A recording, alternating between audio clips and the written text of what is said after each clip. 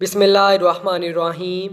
روزانہ واقعات سننے کے لیے ہمارے چینل کو سبسکرائب کریں، شکریہ۔ حضرت عائشہ رضی اللہ تعالی عنہا بغیر کسی ضرورت لوگوں سے قرض کیوں لیتی تھیں؟ ناظرین، انسان کو ذہنی دباؤ اور ڈپریشن وغیرہ کے آنے کا ایک بڑا سبب دوسرے انسانوں کے ساتھ معاملات کی عدم درستگی ہے۔ کبھی یہ پریشانی دوسروں کے حسد کی وجہ سے ہوتی ہے تو کبھی حق کا تقاضا کرنے کی وجہ سے۔ بسا اوقات آدمی قرض لیتا ہے لیکن جلد ادا نہ کر سکنے کی وجہ سے قرض خواہوں کی طرف سے تقاضا شروع ہو جاتا ہے۔ یہ ایک مستقل ذہنی تناؤ کا باعث ہو جاتا ہے۔ اس کیفیت سے بچنے کے لیے بھی ان حضرات صلی اللہ علیہ وآلہ وسلم کی دعاؤں میں ہمارے لیے روشنی کا آسمان موجود ہے۔ صحابہ اکرام رضی اللہ تعالی عنہم نے اکثر آپ صلی اللہ علیہ وآلہ وسلم کو نماز کے بعد یہ دعا کرتے ہوئے دیکھا: اے اللہ، میں گناہ اور قرضہ سے آپ کی پناہ مانگتا ہوں۔ ایک صاحب نے آپ صلی اللہ علیہ وآلہ وسلم سے عرض کیا کہ آپ مقروض ہونے سے اتنی پناہ کیوں مانگتے ہیں؟ آپ صلی اللہ علیہ وآلہ وسلم نے فرمایا: آدمی جب مقروض ہو جاتا ہے تو بات کرتا ہے تو جھوٹ بولتا ہے اور وعدہ کرتا ہے تو اس کے خلاف کرتا ہے۔ مروی ہے کہ لقمان حکیم نے فرمایا کہ میں نے پتھر اور لوہا اٹھایا مگر کوئی شے قرض سے زیادہ باری نہیں اٹھائی۔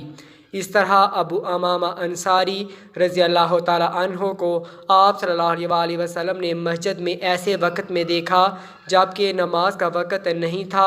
آپ صلی اللہ علیہ وآلہ وسلم نے ان سے وجہ پوچھی تو انہوں نے بتایا کہ مجھ پر قرضوں کا بوجھ ہے اور طرح طرح کی پریشانیوں نے گھیرا ہوا ہے۔ آپ صلی اللہ علیہ وآلہ وسلم نے فرمایا: کیا میں تمہیں ایسے کلمات نہ بتاؤں کہ جب تم انہیں پڑھو تو اللہ تعالیٰ تم سے غم دور فرما دے اور تمہارا قرض بھی ادا کر دے؟ ابو امامہ رضی اللہ تعالیٰ عنہ نے عرض کیا: جی ضرور۔ آپ صلی اللہ علیہ وآلہ وسلم نے یہ دعا صبح و شام پڑھنے کے لیے ارشاد فرمائی: اے اللہ، میں آپ کی پناہ مانگتا ہوں فکر اور غم سے، اور آپ کی پناہ مانگتا ہوں کم ہمتی اور سستی سے، اور آپ کی پناہ مانگتا ہوں بزدلی اور بخل سے، اور آپ کی پناہ مانگتا ہوں قرض کے بوجھ اور لوگوں کے دباؤ سے۔ لیکن حضرت عائشہ رضی اللہ تعالی عنہا بغیر کسی ضرورت کے لوگوں سے قرض لیا کرتی تھی۔ مروی ہے کہ ام المومنین حضرت عائشہ صدیقہ رضی اللہ تعالی عنہا کبھی کبھار قرض لے لیا کرتی تھی۔ کسی نے پوچھا کہ آپ کو قرض سے کیا علاقہ؟ آپ رضی اللہ تعالی عنہا نے فرمایا: میں نے رسول اللہ صلی اللہ علیہ وآلہ وسلم سے سنا کہ آپ نے ارشاد فرمایا: جس شخص کے اوپر کچھ قرض ہو اور وہ اس کو ادا کرنے کی نیت رکھتا ہے تو اللہ کی مدد اس کے ساتھ ہوتی ہے۔ تو میں ایسا کر کے دراصل اللہ سبحانہ تعالیٰ کی مدد و نصرت کی طالب ہوں۔ اسی طرح حضرت محمد بن علی سے مروی ہے کہ وہ قرض لیا کرتے تھے۔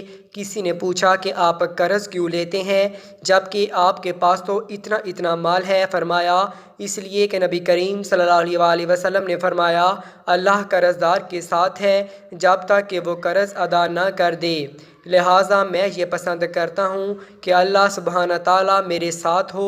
لیکن اگر کسی نے قرض لیا اور اس کی نیت ادا نہ کرنے کی ہو تو وہ حرام خور ہے، اس لیے کہ نبی کریم صلی اللہ علیہ وآلہ وسلم نے ارشاد فرمایا: اگر کسی شخص نے کسی عورت سے نکاح کیا اور اس کی نیت یہ ہے کہ اس کا مہر چھین لے یا نہ دے تو وہ روز قیامت زانی شمار ہوگا۔ یوں ہی جس شخص نے کوئی چیز خریدی اور اس کی نیت یہ ہے کہ اس کی قیمت دبا لے تو وہ قیامت کو چور اٹھایا جائے گا۔ اسی طرح قرض دار کو مہلت دینا اور صبر کرنا باعث اجر ہے۔ حضرت ابو ہریرہ رضی اللہ تعالیٰ عنہ سے روایت ہے کہ رسول اللہ صلی اللہ علیہ وآلہ وسلم نے فرمایا: جس نے کسی تنگ دست کو مہلت دی یا اس کے قرض کو کم کر دیا، اسے روز قیامت اللہ تعالیٰ اپنے عرش کے سائے میں جگہ دے گا، جس دن سوائے اس کے سائے کے کوئی اور سایہ نہ ہوگا۔ اسی طرح ایک روایت میں فرمان مصطفیٰ صلی اللہ علیہ وآلہ وسلم ہے کہ جو کسی تنگ دست کو قرضہ دے تو وہ واپسی کی مدت تک اس قرضہ دینے والے کو ہر دن اتنا ہی قرضہ کے برابر صدقہ کرنے کا اجر و ثواب ملے گا۔ اگر جس نے قرضہ لیا ہے اور وہ بتائی ہوئی مدت تک اپنا قرض ادا نہیں کر پا رہا اور ابھی بھی تنگ دست ہے تو قرضہ دینے والا اگر اس کو آسانی سے ادائیگی تک کے لیے مزید مہلت دیتا ہے تو جتنے دن کی مہلت دے گا اتنے ہی دنوں کے لیے قرض دینے والے کو قرض کے برابر کا 2 گنا صدقہ کرنے کے برابر اجر و ثواب ہوگا۔